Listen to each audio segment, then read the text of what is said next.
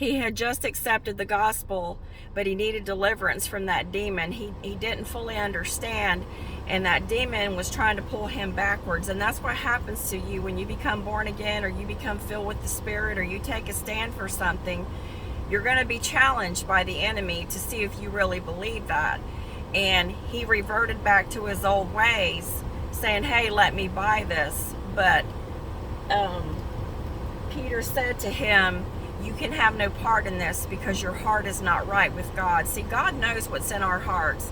He knows every person out there on the earth and what's in their heart, and those that are proclaiming his name, if their motives are right. That is something that is so important to God, is your motives, and if you have integrity and an honest and a pure heart before him and before people. So when you go to people who charge you for a word or a reading, like palm readers, horoscopes, mediums, psychic hotlines, none of that is of God. That is all rooted in witchcraft, and you need to, as I stated before, walk away from that.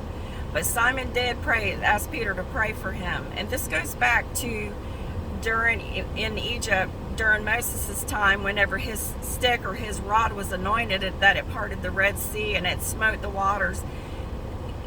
Pharaoh called his magicians in, trying to perform their miracles.